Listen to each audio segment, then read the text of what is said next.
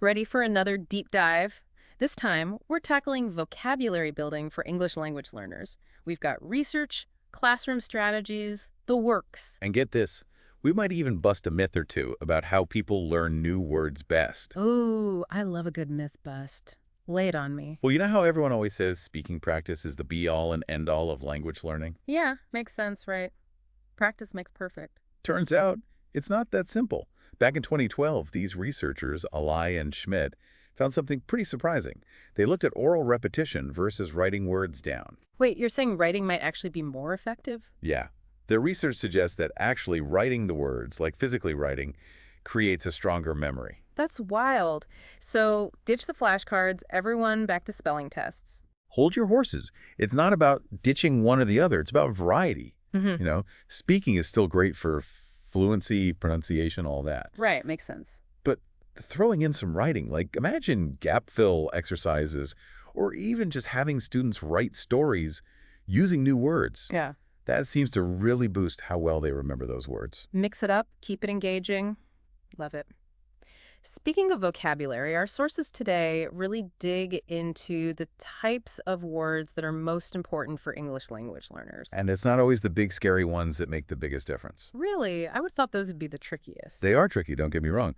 But there's this other category, Tier 2 vocabulary. Yeah. It's often overlooked, and it's absolutely essential. Tier 2 vocabulary. Okay, refresh my memory. What falls under that again? Think analyze, compare, structure. Words like that. They pop up in all sorts of subjects, not just one specific field. Ah, those words that make you sound super academic. Exactly. But they're not just for sounding smart. They're for understanding complex ideas, for expressing yourself clearly. It's like they're the glue that holds everything together, right? Spot on. Imagine trying to explain something complicated without those connecting words. It'd be a mess. Okay, I'm convinced. Tier 2 vocabulary, it's important. But how do we actually make sure these words are getting the attention they deserve?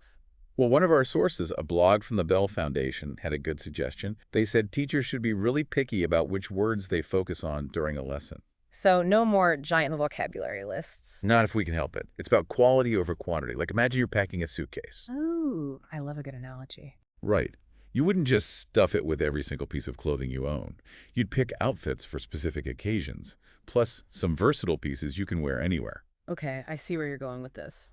So these researchers, Feldman and Kinsella, they suggest focusing on two types of vocab, words to know and words to go.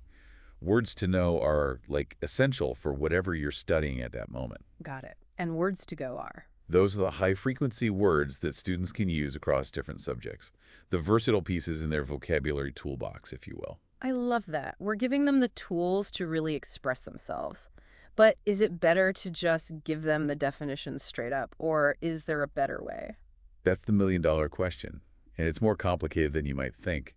Our sources actually suggest using both direct and indirect instruction. So it's not a case of either or. Exactly. We need to find that sweet spot, give clear explanations, but also create chances for learners to actually use these words. Yeah. In a fun way, So less memorize this definition and more, here's how it works, now go make it your own. You got it. One article we looked at, it talked about building a vocabulary web instead of just a plain old list. Ooh, vocabulary web. I like the sound of that. Tell me more. So instead of those isolated words, we want learners to see the connections, how those words link to other things they already know. It's about building up those webs of meaning, right? Yeah. Makes the language stick. This makes me think about reading. If you're always hitting a wall with new words in a book, you can't really get into this story, right? Oh, absolutely. There's this clear link between vocabulary size and how well someone understands what they read. One study even said you need to know 95 to 98% of the words just to grasp the meaning of a whole text. 95 to 98%. Man, okay. No wonder vocabulary is so important. Unlocks everything else. For sure. And it's not even just about knowing what individual words mean. It's knowing how they all work together. That's where those tier 2 words, those connecting words become so important. They help you see the bigger picture. It's all making sense now. Building those foundations for literacy, for thinking critically, for everything, really. That's it. And the cool thing is these strategies, you can use them everywhere, not just in a classroom. Speaking of different contexts, our sources also mention idioms. Those always trip me up. Yeah, idioms are a whole other beast. They are. Because you can't just, translate them word for word, right? Exactly. It's like trying to tell a joke in another language just by translating it directly. No good. Perfect example. Got a So lot how do for. you teach those effectively? Well, one way is to focus on the idea behind the idiom, the metaphor. Like instead of just saying kick the bucket means to die, you explain the whole, you know, Oh, like how people used to actually kick buckets. kind of. Back in the day, people being hanged would stand on a bucket and, Mhm. well, when it was time, they'd kick the bucket away. Okay, morbid but memorable. I get it. It's about the story. Right. Our brains love stories. Research even shows that if someone understands the why of an idiom, they're way more likely to remember it. Makes sense. And idiom stories can be so weird, but definitely memorable, like you said. Exactly. We don't want learners to just memorize. We want them to use these phrases, play with them, make them their own. I love that. And you know what? It's not just for English language learners. Learning new idioms, even in your own WN language, it's fun. Totally. Language is supposed to be fun. It's always changing, evolving. Okay, so we've talked about repetition, connecting to what you already know, those tricky idioms. What else helps create this vocabulary-rich environment? For teachers, for anyone, really. You know what's often forgotten? Pictures. Visuals. Remember those vocabulary webs? Visuals can make those connections way stronger. Oh, right. Like that saying, a picture's worth 1,000 words. Exactly. And for someone learning English, those visuals could be even more important, especially if the words alone aren't quite cutting it yet. So, more than just flashcards then. Way more. Real objects, drawings, acting things out, even videos and stuff. Engaging all those different senses. Love it. Right. When we can create those aha moments, that's when the real learning happens. The best feeling, like a light bulb just goes off. Totally. Yeah. And it's not just about the words themselves. It's the confidence it builds. Finding your voice. Perfectly said. And you know, it's on all of us, not just the learners. We've got to use language well too, you know? Be mindful of the words we choose. Big time.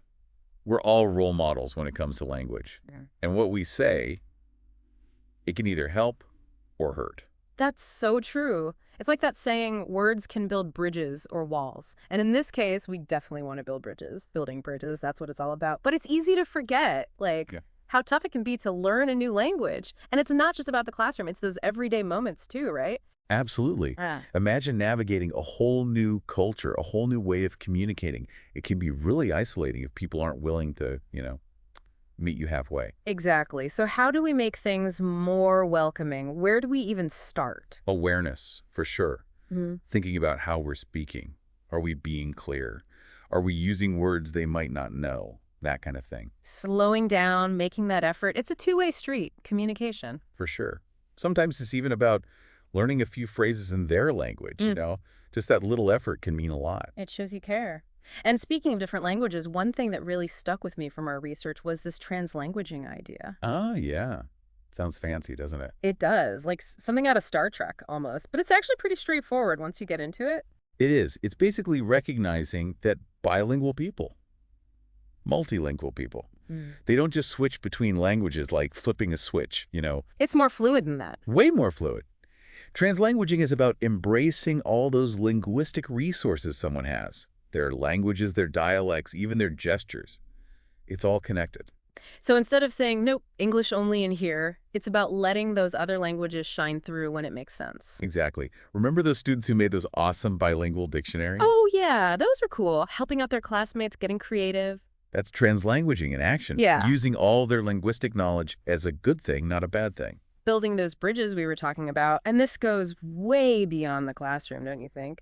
It's about how we treat languages and cultures in the whole world, really. 100%. We need to see linguistic diversity as a strength. When we do that, we open up so many possibilities. Couldn't agree more. Wow, this deep dive has been amazing. From like the nitty-gritty of teaching vocabulary to these bigger conversations about language and culture. As we wrap up, any final words of wisdom?